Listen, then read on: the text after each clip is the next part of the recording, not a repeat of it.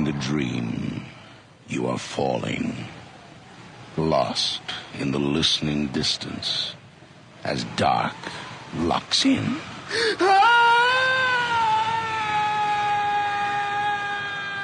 Nightfall.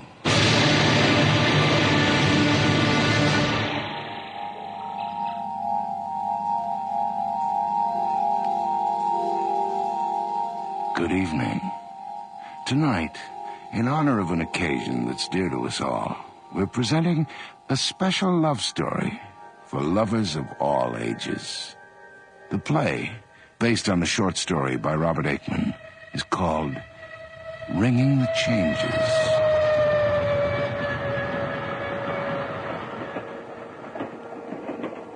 When an older man takes a very young wife, he can't be quite so easygoing about it as your average husband. The haphazard is replaced with much deep planning, with special little schemes to wall in happiness. So my wife and I decided that our honeymoon would be our own invention, at no one else's time or place. Instead of June, we were married on the last day of October. And late that very afternoon, we reached what we were sure was a dream retreat for us alone. An old-world village on the East Coast. Holyhaven was so forgotten and obscure, we were astonished to find a tiny branch-line train still ran there. A village at the end of things, we said. Perhaps they tried to warn us. The dead leaves stirred by the crawling train, even the sullen station master. But Phrynne and I paid no attention. We had no sense that past the end of things lay horror.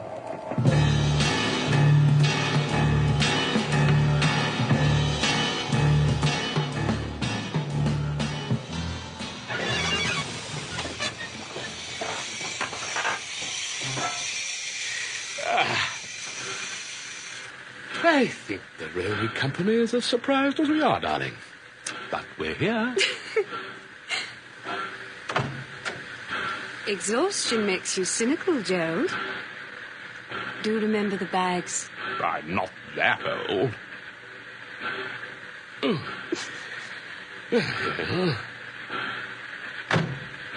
Sir, madam. Good afternoon. I'm afraid you've made a mistake. Castleithe is the next station on the line. This is Holyhaven. And this is exactly where we're meant to be. There's no mistake. Our tickets are for Holyhaven here. You'd best come inside. Rather grand station for such an empty place. Bit like one's grandmother all dressed for party and nobody came. We're here, darling. Party of two. Too many for them.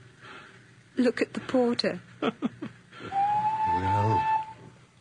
who are they? Visitors. Tonight? Well, that's what the tickets say. Have you a room booked? Yes, the Bell Hotel. The Bell. Tonight of all nights. It's them Pascos. Yes, that's the name. Pasco. We don't use the Bell, but you'll find it in Rack Street. Straight ahead, down Station Road. Then down Rack Street. You can't miss it. Thank you. I wanted to be... Oh, isn't the Bells? They're starting early. Every reason to be in good time. It's very slow. I hope it's not... What do you call it? A passing bell? Passing? Why, no, ma'am. Not a passing bell exactly. More like calling. Yes. Is there someone who could take our bags to the hotel? We don't go to the Bell. I see.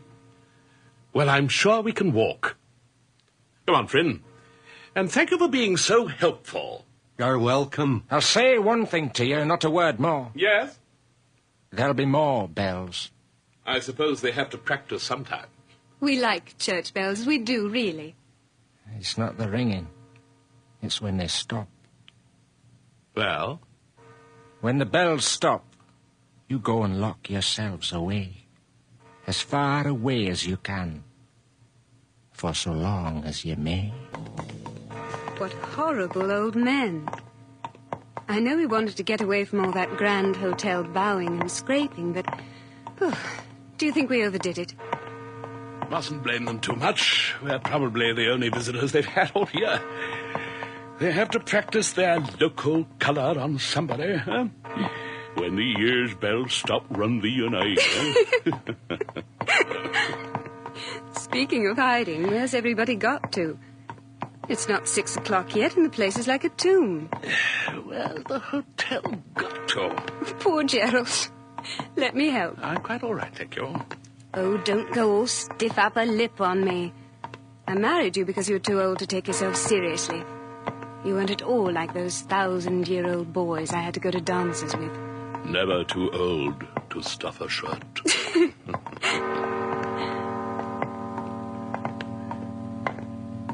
Well, the station master said there'd be more. I wish they'd play God Rest Ye Merry Gentlemen or something. Yes, it does sound funereal. Listen. There's a faint echo. All these narrow stone streets, I should think. Yeah. They follow the lines of the medieval city.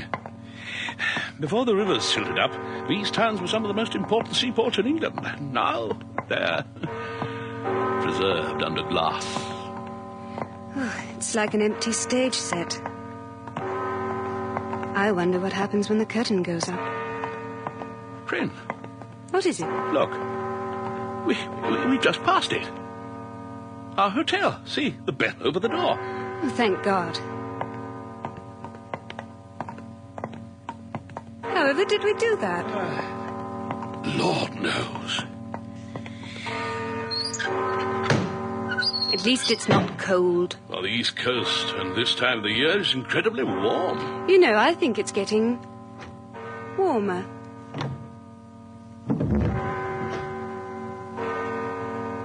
Yes? Mrs. Pascoe? Yes? I'm Gerald Halstead, and this is my wife, Phrynne. We have reservations for the hotel tonight? No. Not tonight. Mrs. Pascoe, I have a reservation for the Bell Hotel in Holyhaven, confirmed to our agent in London by telephone in the name of D. Pascoe, here. Oh, God. Don did this. Don? My husband. He's not very well. Mrs. Pascoe, we have reservations here. The last train has gone, and we may not be very well either if we spend the night in the street. God, no, you can't do that. You mustn't stay in the street. Come in, quickly. Thank you. I think we'd better. I'm sorry your husband's unwell, Mrs. Pascoe. You know what men are like when they're ill. Impossible. Or very difficult. It's his stomach. He takes things for it. Sometimes he takes too much. Oh, I see. No, you don't. But you may. You'd better sign the register. The last entry is quite a long time ago. We're always quiet here. We did want to come out of season. Out of season. Quite. Sign here, please. Are we alone in the house? Except for Commandant Shotcroft. You won't mind him, will you? He's a regular. I'm sure we shan't. People say the house wouldn't be the same without the Commandant. I'm sure. Do you mind telling us what those bells are? Practice. So many at once? They have ways of their own in Holyhaven. Here's your key. Room number 7. If you'll excuse me, I have to see Don. Dinner's at 7:30. You have time for a drink in the bar first. We certainly have. It's only just 6. Actually, I like church bells. Oh, very well. But on one's honeymoon, they distract the attention. Not mine. You want to see the room? Not yet. And I don't want to drink. I want to see the ocean while there's still light. Anything to get away from the bells. Let's go. And find the sea. Gerald! What is it? Not what is it? Where is it? It's dark already. Where's the sea? Well, they must keep it somewhere. These weeds and great bloody rocks can't go on forever. You can certainly smell it. Honest sea smell. If you say so. I don't ever remember it so strong. Come out, wherever you are. Phrynne? Darling?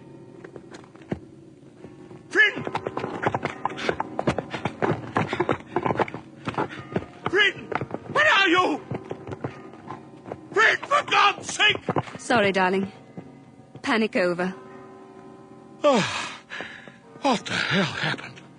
I stood on something. You're all right? Think so. Oh, the smell's worse than ever. I think it's coming from what I stepped on. My foot went right in, and then there was the smell. I've never known anything like it. Please, darling, let's go back. All right. But I must warn you, I'm very disappointed. I think that seaside attractions should include the sea. Take my arm, darling. That's enough. Look how far away the lights of the town are. Yes. There isn't a sea. Gerald? Listen to the bells. It can't be. They're coming from all the churches, aren't they? Impossible. All the churches on the same night? I'm quite sure. I can hear one lot of bells with my right ear and another with my left.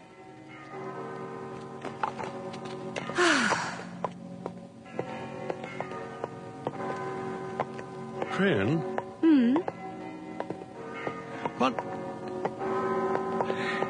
What do you think it was you stepped on? It was something soft. Something soft and... And bone.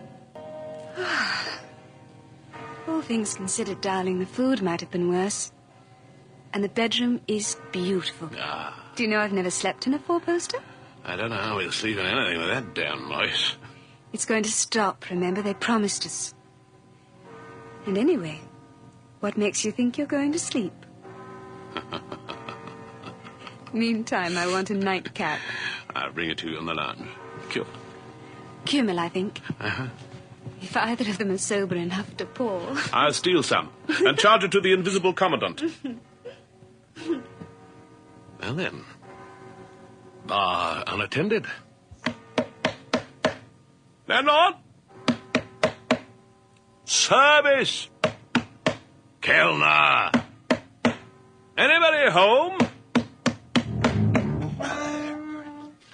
Good God. You. Mr. Pascoe, I presume. Gone? A double cognac and a Kümmel, please. And if it's not too much to ask. Wait. Wait. Oh, oops, Daisy. I think, Mr. Pascoe, you'd better let me pour. Since I don't see any more brandy, I guess it's 2 Kümmels. Fool. Yes, well, perhaps, but I'm not a thief, Mr. Pascoe. I'll remind your wife to add them to the bill in the morning. Run! Run! What? Run! Oh, frankly, there's nothing I'd like better, Mr. Pascoe. But I see no way until morning. And if you'll excuse me, I'd better go and see to my wife whom I got into this bloody mess in the first place. Run! I'm sorry, darling. I got involved with the ineffable Don. Lord, it's dark in here. Where are you? Lower your voice, Mr. Halstead. What? Speak more softly. Your wife has fallen asleep by the fire. You should not have left her alone. She seems to have had a guardian. I presume you are Commandant Shotcroft. No need to presume. Thank you for your concern. I had a run-in with our drunken host. He was a fine man once. Don't think otherwise. Not my type. DSO and bar. DFC and bar. And now bar only, eh? Why? He got into trouble. He wasn't the kind of man to know about human nature and all its rottenness. Did he? But even so, isn't this the best place for him? The worst. For him or anyone else. Certainly a damn noisy place. Why did you have to come tonight of all nights? This doesn't happen often? Once every year. They should have told us. They don't usually accept bookings. When Pascal was himself, they never did. How can she control him now? A woman try to control a man. Does she have an alternative? At heart, women are creatures of darkness all the time. Take her away, man. In a day or two, when... Now. Now there's still time. This instant. They can hardly go on practicing all night. Practicing? And what are they doing? They're ringing to wake the dead. That's a figure of speech. In Holyhaven, on this night of the year, on All Hallows Eve. Halloween? Jack-o'-lanterns, witches... Fool! Look at your wife. You see? She hears them in her sleep. What happens? No one can tell how long they have to go on ringing. It varies from year to year. You should be all right for another half hour or so. In the end, the dead awake. First, one or two. Then, all of them. And the sea? Draws back. You've seen it yourself, then.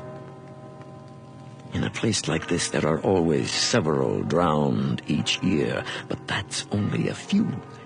Most of them come not from the water, but from the earth. It is not a pretty sight. Where do they go? Do you think I'd follow them to find out? You advise me to go. Where? Where doesn't matter. I have no car. Then you'd better walk. Huh? She's young and strong. She's 20 years younger than you. And therefore 20 years more important. What about you? I've lived here a long time now. I know what to do. And the Pascals? He's drunk. There's nothing in or out of the world to fear if you're thoroughly drunk. Your wife is wakening. I don't think there's anything more to say. You should still have time. You make me wish I had a Bible. Isaiah might be useful. Repent, O Jerusalem, eh? I had a more specific verse in mind. The satyr shall cry to his fellow. Good night, Mr. Halstead.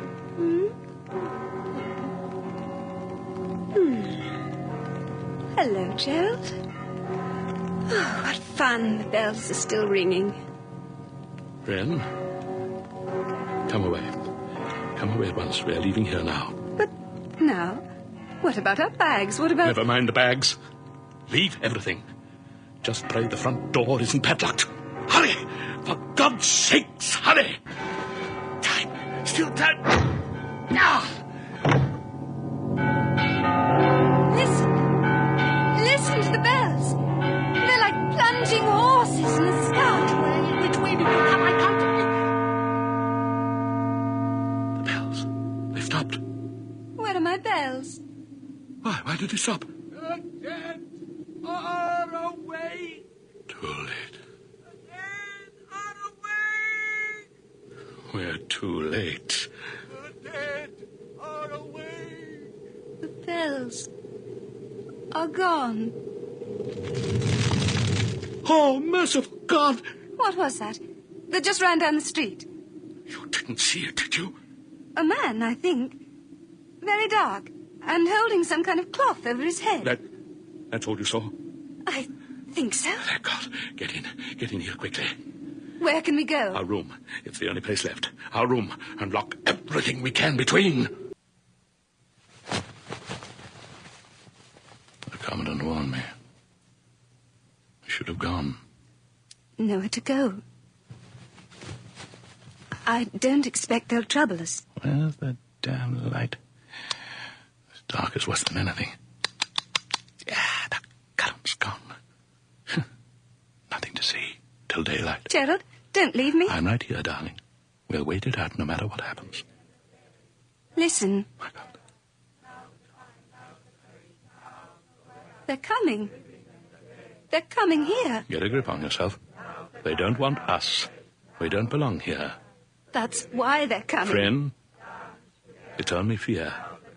It's extraordinary how frightened one can be, even when one knows there's no direct menace, none. No menace? We'll think of something else. Do you think we can? Of course we can. It's only till tomorrow. They can't be actually dangerous, or it would be stopped. Of course, of course. They've broken the street door. They're in the hotel. Stay quiet. For God's sakes, stay quiet. They're coming up the stairs. Shut up. Shut up. They'll hear us. What do the dead hear, Gerald? What do they hear?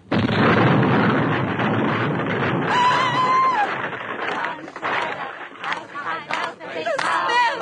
Oh, God! Downstairs! Now's the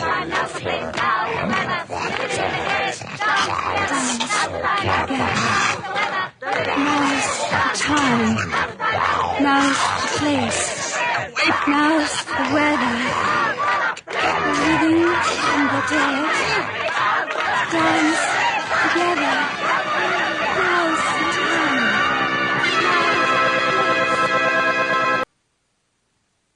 The next I knew, there was light in the windows, and the wrecked bedroom was empty. How I got downstairs, I don't know. But there she was. Her nightdress was so torn that she was almost naked. Darling, look at you. Look at me. Oh, my darling. Here I am. Not to worry. We're not going to talk about it now. You must be in shock. We'll walk to the main road and flag a car.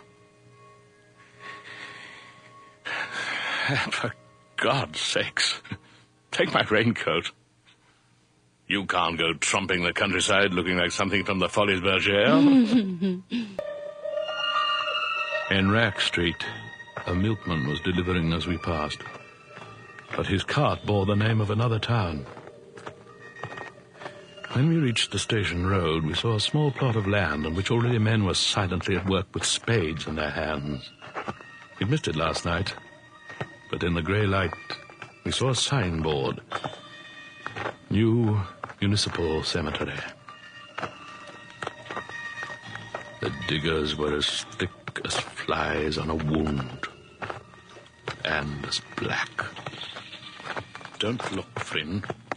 Turn your head. Don't look. Why, darling?